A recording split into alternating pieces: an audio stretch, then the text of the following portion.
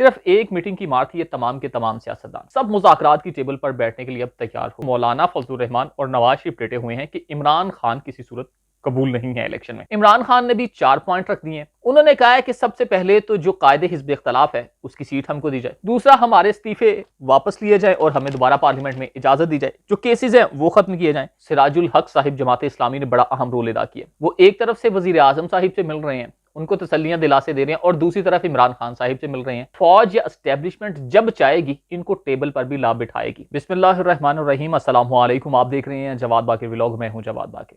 मुल्क में मौजूद सियासी दर्जा हरारत को नीचे लाने के लिए फौज ने बहुत ही अहम किरदार अदा किया। सिर्फ एक मीटिंग की मार थी ये तमाम के तमाम सियासतदान। सिर्फ इतनी सी बात थी, सब मुज़ाकरात की टेबल पर बैठने के लिए अब तैयार हो गए।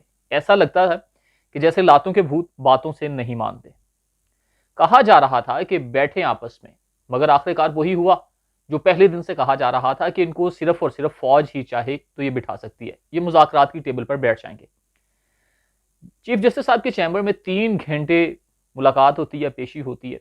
फौज के 2 आला अफसरान आए और जाहिरी तौर पर सिक्योरिटी की सूरत हाल से आगाह किया। अब उस मुलाकात के बाद और आज अब तक के टेम्परेचर में आप फर्क देख लें। उस वक्त टेम्परेचर बिल्कुल पीक पर था, यानी कि हर एक को जला रहा था और हर कोई जल रहा था, एक दूसरे के बयान से, एक दूसरे की कार्रवाई से। मगर उसके बाद फौरन उस मीटिंग के बाद साथ ही एक पिटीशन दायर कर दी जाती है सरदार काशिफ साहिब की जानिब से। पाकिस्तान के एक शहरी हैं, एबटाबाद से उनका ताल्लुक बताया जाता है।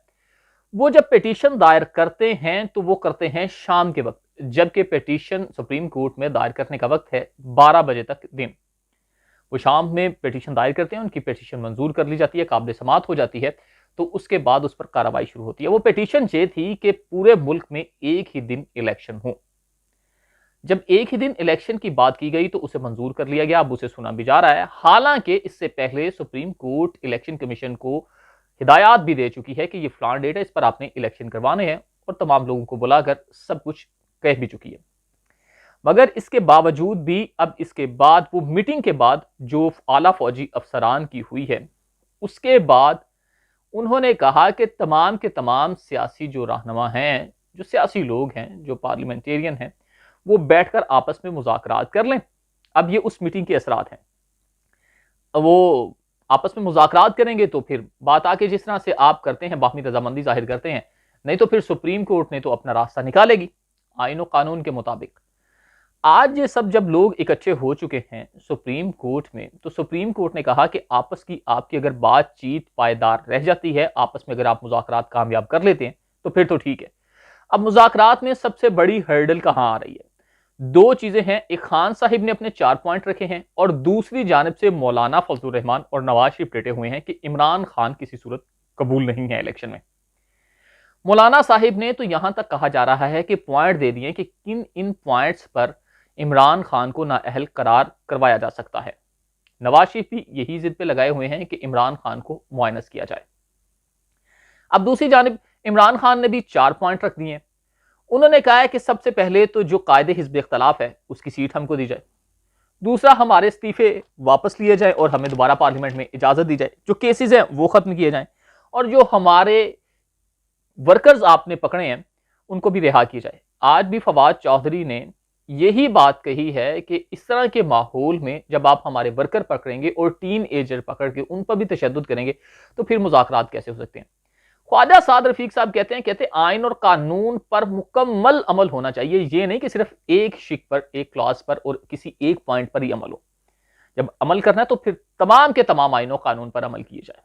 अब इसमें बहुत सी गहरी बातें हैं कि तमाम के तमाम वो जो पॉइंट्स कह रहे हैं, यानी कि आइन और कानून के मुताबिक उनमें किन किन पर वो अमल चाहते हैं। हर पार्टी के अपने मुफादात हैं। अब पीडीएम की तरफ से खास तौर पर नून लीग और मौलाना फजलुर रहमान को यह तहफ़्फ़ुज़ात हैं कि अगर इमरान खान इन रहे तो फिर जो सियासत में थोड़ा सा जो मुकाम मरतबा है वो भी नहीं हम हासिल कर पाएंगे, सीटें नहीं हमें मिल पाएंगी, क्योंकि इमरान खान ने अगर खुद से कंपेन की, अगर उनके साथी कंपेन करते हैं तो फिर शायद हमारी साख बच जाए, मगर इमरान खान के होते हमारी साख नहीं बच सकती। अब दूसरी जानिब यही सूरत हाल है कि वो कहते हैं, इमरान खान कहते हैं कि हमें पार्लियामेंट में लेके आया जाए, जबकि हमें यह कहा गया था कि आप इस्तीफे दें, हम इलेक्शन करवा देंगे, और आप इलेक्शन से भाग रहे हैं। अब इमरान खान कहते हैं मुझ पर केसेस खत्म करें। अब दूसरे लोग कहते हैं कि इमरान खान को माइनस करो। इमरान खान अगर आया तो फिर ये सियासी कार्रवाइयां करेगा, यानी कि सियासी इंतकाम लिया जाएगा। अब ये भी पॉइंट है। अब इन तमाम पॉइंट्स को मिलाकर लुब्बे लुबाब निकाला जाए तो सेंटर पॉइंट इनकी मुलाकात कौन करा रहा है। ये आपको भी याद है कि चौधरी बरादरान या आसफ अली जरदारी या मौलाना फजलुर रहमान को भी माइनस नहीं किया जा सकता इस बात में कि वो आपस में मुज़ाकरात या टेबल पर लोगों को ले आते हैं, मगर इसमें सिराजुल हक साहिब जमात इस्लामी ने बड़ा अहम रोल अदा किया। वो एक तरफ से वजीर आजम साहिब से मिल रहे हैं, उनको तसल्लियां दिलासे दे रहे हैं, और दूसरी तरफ इमरान खान साहिब से मिल रहे हैं, एक पुल का काम कर रहे हैं कि किसी तरह से आप बैठ जाएं। आज सिराजुल हक साहब सुप्रीम कोर्ट में भी पेश हुए, उन्होंने भी कहा कि इमरान खान भी कहता है कि इलेक्शन की तरफ जाना चाहिए। ठीक है, ये उनका आईनो कानूनी हक भी है। अब इस तमाम चीज को देखा जाए तो ऑल पार्टीज कॉन्फ्रेंस है, वो क्या ये कर पाएंगे तमाम के तमाम सियासतदान? क्या मौलाना फजलुर रहमान के जो तहफुजात हैं वो दूर कर पाएंगे? सबसे बड़े मियां मोहम्मद नवाज शरीफ के तहफुजात दूर कर पाएंगे? हालांकि बिलावल भुट्टो कहते हैं कि जो लास्ट नाइट गुजरी है उसमें वो शाम के वक्त जब वो मौलाना साहब के पास पहुंचे, आसफ अली जरदारी साहब ने उन्हें डेरा भेजा, तो वो उनकी बड़ी उनको समझाते भी रहे कि आप इस बात पे एग्री हो जाएं, मुज़ाकरात ही वाहिद हल है, मुज़ाकरात होने चाहिए, टेबल टॉक होनी चाहिए। जबकि मौलाना साहब ने तो खास कह दिया है कि बिल्कुल ऐसी बात नहीं है, बल्कि ये पॉइंट्स हैं, इस पर उसको ना हल करवाया जा सकता है। सिर्फ और सिर्फ सीटों का और जो केसेस है इनकी गेम रह गई है, बाकी कुछ भी नहीं है।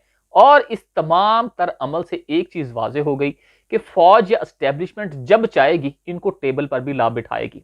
और इसकी ये एक पहली हल्की सी झलक आपने देख ली है कि फौज के 2 आला अफसरान अपने दीगर ऑफिशियल्स के साथ चैम्बर में जाते हैं चीफ जस्टिस ऑफ पाकिस्तान के।